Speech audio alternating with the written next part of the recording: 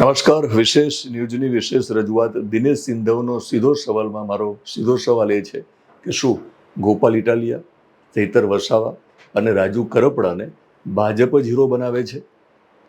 અમારો સવાલ તમને સાંભળીને લાગતું હશે કે આવું તો કેવી રીતે બની શકે, કારણ કે આમ આદમી પાર્ટી તો ભાજપનો વિરોધ કરે છે, ભાજપને સત્તામાંથી દૂર કરવા માટેના પ્રયત્ન કરે છે. અને આમ આદમી પાર્ટીની જ્યારે વાત કરું છું ત્યારે ગોપાલ ઇટાલિયા, રાજુ કરપડા અને ચૈતર વસાવા આ ત્રણ જે મોટા ચહેરાઓ છે, જે સતત ચર્ચામાં રહે છે, સતત ઘર્ષણમાં ઉતરે છે, સત્તા સામે અવાજ બુલંદ કરે છે. પોલીસ સાથે ઘર્ષણ તમે સતત આ ત્રણ નેતાઓનું જુઓ છો, તમે એમને જેલમાં પણ જુઓ છો. તો મારું બહુ સ્પષ્ટ માનવું છે કે ભાજપ આ ત્રણેયને હીરો બનાવે છે. આવું માત્ર નથી માનતો. જે લોકો રાજકીય ગતિવિધિને ખૂબ નજીકથી જુએ છે, જે લોકો ગુજરાતની રાજનીતિને અત્યાર સુધી જોતા આવ્યા છે ને ગુજરાતની રાજનીતિનો જે લોકોએ અભ્યાસ કર્યો છે, આ બધા જ લોકો અત્યાર સુધી માની રહ્યા છે કે ગુજરાતમાં ત્રીજો પક્ષ સફળ રહ્યો નથી. ભૂતકાળના કેટલાક એક્ઝામ્પલો આપણી સામે છે. એમાં કેશુભાઈ પટેલ પણ આવી જાય છે, ગોરધન ઝડફિયાની નવી પાર્ટી પણ આવી જાય છે, શંકરસિંહ વાઘેલાની પાર્ટી પણ આવી જાય છે. અને ખાસ તો વિસાવદરની પેટા ચૂંટણી જ્યારે ગોપાલ ઇટાલિયા જીતે છે એ પછી પરિસ્થિતિ બદલાણી છે. આ બદલાયેલી પરિસ્થિતિના કારણે કદાચ ભાજપને પણ ડર લાગ્યો છે કે હા, ગુજરાતમાં ત્રીજો પક્ષ જીતી પણ જાય ને સત્તામાં પણ આવી જાય. પણ હાલ ભાજપને ખબર છે કે સત્તામાં આવવા માટે આમ આદમી પાર્ટીએ ખૂબ મહેનત કરવી પડશે. છેલ્લી વિધાનસભા ચૂંટણીમાં આમ આદમી પાર્ટીને 5 બેઠકો મળી છે. આ વખતે આ બેઠકોમાં વધારો થઈ શકે એવું આમ આદમી પાર્ટીને પણ ખબર છે, કોંગ્રેસ પણ જાણે છે અને ભાજપ તો જાણે જ છે. પણ ભાજપને હજુ આશા પણ છે. ભાજપ હજુ બહુ સ્પષ્ટ માને છે કે ભૂતકાળમાં જે કંઈ થયું હોય પણ હવે કદાચ ત્રીજો પક્ષ ગુજરાતમાં સફળ પણ રહે અને એમાં આમ આદમી પાર્ટીની શક્યતા વધારે છે. પણ તમે રાજકીય ઇતિહાસમાં જો ગુજરાતના નજર કરો, તમે અત્યાર સુધીની છેલ્લી ચૂંટણીઓના આંકડાઓ પર જો નજર કરો તો ભાજપ બહુ સ્પષ્ટ માને છે કે આમ આદમી પાર્ટીની 5માંથી 25 બેઠકો થઈ શકે, એનાથી પણ કદાચ વધી શકે. પણ સત્તામાં આવવા માટે આમ આદમી પાર્ટીએ હજુ વધારે વર્ષો આપવા પડશે, વધારે મહેનત કરવી પડશે. એની સામે કોંગ્રેસ ભલે આમ જુઓ તો ભાજપની ભાષામાં વાત કરીએ તો કોંગ્રેસ મુક્ત ગુજરાત બની ગયું હોય, કોંગ્રેસ મુક્ત ભારત બની ગયું હોય, પણ કોંગ્રેસ જૂની પાર્ટી છે. એટલે ગુજરાતમાં પણ હજુ એને એના પોતાના કમિટેડ વોટર પણ છે, એના વફાદાર મતદારો પણ ગુજરાતમાં છે. એટલે કોંગ્રેસ જો મહેનત કરે ને, અને સી આર પાટીલે હમણાં તમે જો એમની છેલ્લી કમલમમાં સ્પીચ સાંભળી હોય તો બહુ સ્પષ્ટ કહ્યું હતું કે ગુજરાતમાં એવી ઘણી બધી બેઠકો હતી કે ખૂબ નાના માર્જિન સાથે ભાજપ હાર્યું છે, બહુ નાના માર્જિન સાથે. એટલે કે 500થી લઈને 2500ના માર્જિનથી ભાજપે બેઠકો ગુમાવી છે, જેની સંખ્યા ખૂબ મોટી છે. અને સી આર પાટીલ તો સંતોષી હતા નહીં. એમને લાગતું હતું કે એક પણ બેઠક ઓછી ન થવી જોઈએ, ભાજપની પાસે બધી જ બેઠકો આવી જોઈએ, કોંગ્રેસને એક પણ બેઠક ન મળવી જોઈએ. એમને એમનો રંજ પણ વ્યક્ત કર્યો કે લોકસભામાં 26માંથી જ્ઞાનીબેન જે રીતે જીતે છે એક બેઠક, તો એ હારી ગયા એનો પણ તેમને રંજ હતો. તો ભાજપ સતત ઇલેક્શનના મોડમાં રહે છે, સતત એક્શન મોડમાં રહે છે. આ ભાજપ માટે આમ આદમી પાર્ટી પડકારરૂપ છે અને ખાસ તો ગોપાલ ઇટાલિયા, ચૈતર વસાવા અને રાજુ કરપડા આ પડકારરૂપ છે. તમે જોયું હશે કે ગુજરાતમાં કદાચ મુખ્યમંત્રીના સમાચાર ઓછા આવે છે, કદાચ ગૃહમંત્રીના સમાચાર ઓછા આવે છે, એની સામે ગોપાલ ઇટાલિયાના સમાચાર લોકો વધારે જોવે છે, એની સામે રાજુ કરપડાના સમાચાર આવે તો લોકોનું વધારે ધ્યાન જાય છે, અને ચૈતર વસાવાના સમાચાર આવે તો લોકોને ફરક પડે છે. તો બહુ સ્પષ્ટ વાત છે કે ત્રીજા પક્ષ તરીકે, અને હું માનું છું કે વિપક્ષ તરીકે આમ આદમી પાર્ટી ખૂબ મજબૂતાઈથી આગળ વધી રહી છે. તો ભાજપ બહુ સ્ટ્રેટેજિકલી અને ભાજપ ઈચ્છી પણ રહ્યો છે કે ગોપાલ ઇટાલિયા હીરો બને, રાજુ કરપડા હીરો બને અને ચૈતર વસાવા હીરો બને.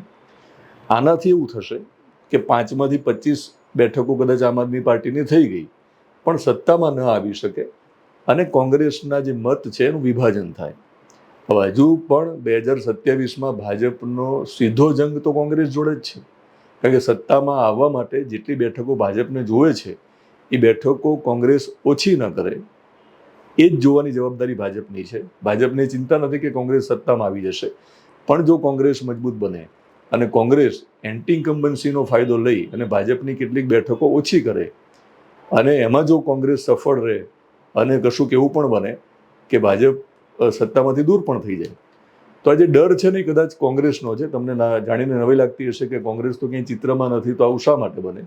હજુ છે ચિત્રમાં, જૂની પાર્ટી છે, એના વફાદાર મતદારો પણ છે. વોટ શેરિંગની વાત કરીએ તો હજુ પણ કોંગ્રેસને વધારે વોટ મળી જ રહ્યા છે, માત્ર સત્તાથી દૂર રહે જુદી વાત છે. તો આવું શા માટે કરવાની જરૂર છે કે કોંગ્રેસના જે મત છે એ માનો કે ભાજપને પણ જો ન મળે અને કોંગ્રેસને જ મળી જવાના હોય તો ભલે ભાજપને ન મળે, અને ભાજપ એવું ઈચ્છી રહી છે કે આ મત કોંગ્રેસને ન મળે, ભલે આમ આદમી પાર્ટીને મળે. તો આમ આદમી પાર્ટીને મળે એટલે મતોનું જે વિભાજન થયું એ કોના મતોનું વિભાજન થયું? એ કોંગ્રેસના મતોનું વિભાજન થયું. અને કોંગ્રેસના મતોનું વિભાજન થાય તો એનો ફાયદો ચોક્કસ રીતે ભાજપને મળે. તો ભાજપ આ ગણિત સાથે આગળ વધી રહી છે. એના માટે આ લોકોને હીરો બનાવવા જ પડે. આ લોકો સતત આંદોલન કરે એ પ્રકારની પરિસ્થિતિ નિર્માણ કરવી પડે. આંદોલન કરે તો આ લોકોને અટકાયત કરવી પડે, આ લોકોને જેલમાં નાખવા પડે. આવું થવાથી શું થાય કે આ લોકો વધારે ચર્ચામાં આવે, વધારે લોકો એમને ઓળખે અને આમ આદમી પાર્ટી થોડી મોટી બને. આમ આદમી પાર્ટીને ત્યાં સુધી જ મોટી બનાવવાની છે જ્યાં સુધી ભાજપ ઈચ્છે.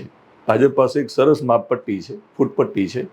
એ ફૂટપટ્ટીનો ઉપયોગ ભાજપ એ રીતે કરે છે કે એને જ્યાં જરૂર લાગે ત્યાં સુધી જે તે પાર્ટીને જે તે નેતાને મોટા કરવાના, અને પછી જ્યારે પણ જરૂર લાગે ત્યારે એ જ નેતાઓને જોડે બેસાડી અને ફૂટપટ્ટી પ્રમાણે એમને માપી લેવાના અને એમનું માપ દેખાડી દેવાનું, એમનું પાણી દેખાડી દેવાનું.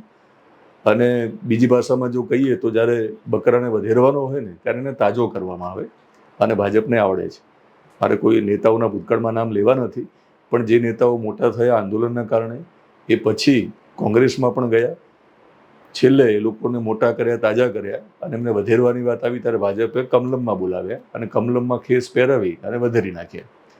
એ કોની વાત કરું છું હવે તમને ખબર છે, બોલવાની જરૂર નથી. અત્યારે આમ આદમી પાર્ટીની વાત કરી રહ્યો છું એટલા માટે. તો ત્રણેયને જો ભવિષ્યમાં પણ જરૂર લાગે તો ભાજપને લાગે છે કે વધેરી નાખીશું આપણે, થોડા તાજા તો થવા દઈએ, મોટા તો થવા દઈએ. એટલે રાજુ કરપડા, ગોપાલ ઇટાલિયા અને ચૈતર વસાવાને અત્યારે હીરો બનાવવા માટે કદાચ ભાજપ પણ પડદા પાછળ મહેનત કરી રહ્યું છે. કારણ કે આ હીરો બને અને કોંગ્રેસના મતોનું વિભાજન થાય તો એનો ચોક્કસ ફાયદો ભાજપને થાય. પણ ભવિષ્યમાં કંઈ પણ થઈ શકે. આ તો રાજનીતિ છે, આપણને ખબર નથી. કદાચ ભાજપને આ ભૂલ મોંઘી પણ પડે. પણ હાલ ચોક્કસ હું કહી શકું છું કે ભાજપ જો ઈચ્છે ને આ ગુજરાતમાં તો કોઈ ચપ્પલ પણ ન ચોરી શકે અને કોઈ કશું જ ના કરી શકે. આમ છતાં ચૈતર વસાવા, ગોપાલ ઇટાલિયા અને રાજુ કરપડા સતત આગળ વધી રહ્યા હોય, સતત એમની લોકપ્રિયતામાં વધારો થઈ રહ્યો હોય, તો આમાં માત્ર ને માત્ર ભાજપની પણ એક ઈચ્છા છે. એવું નથી કે માત્ર ભાજપ ઈચ્છે તો જ થાય.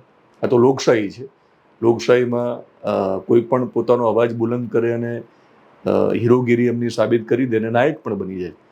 પણ ભાજપ બિલકુલ નહીં ઈચ્છે એવું ના હોય.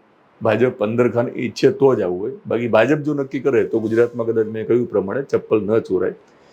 તો મારો જે સીધો સવાલ હતો કે શું આ આમ આદમી પાર્ટીના ત્રણેય નેતાઓને ભાજપ હીરો બનાવે છે, તો મારો સવાલ હતો. આ મારો સવાલ તમને કેવો લાગ્યો છે? અને મારા સવાલ અને એ પછીના વિશ્લેષણ ને તમે કઈ રીતે જુઓ છો, તમે શું માનો છો?